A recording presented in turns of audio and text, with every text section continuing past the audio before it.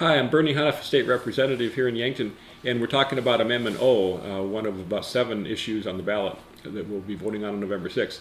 And Amendment O, you need a little history again. Amendment O dates back about 11 years, actually, when Governor Zanklo led an effort to sell our state cement plant.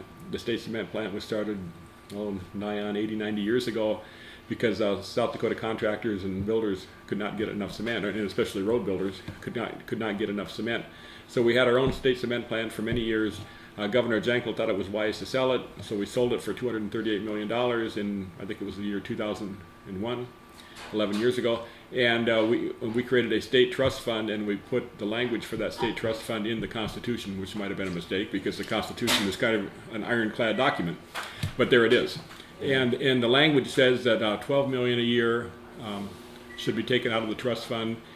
And the trust fund is obviously invested, so hopefully if the stock market's growing, it's growing, right? The language in the Constitution says that every year we'll take $12 million out, regardless of how the stock market does, plus maybe another 5% if the stock market's doing well. So, well, obviously we know what happened to the stock market the last couple of years. It took a real dip. In fact, the trust fund dipped from $238 million all the way down to, I think, barely $100 million for a while there. And so at that point, some of our good friends in the legislature decided, wow, this is not working. The trust fund could disappear if it keeps on going like this. So they want language in the Constitution that says that that no money comes out of there unless the principal can handle it, basically. And if the stock market goes bad, that we wouldn't be taking the $12 million a year out.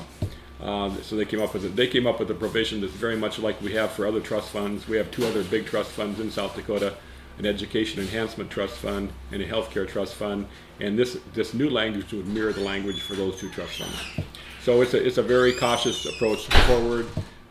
It's not a huge issue to the state budget because $12 million sounds like a lot of money, but in the whole scheme of things, we have a $4 billion budget, so it's probably not going to make or break the budget, to be honest with you.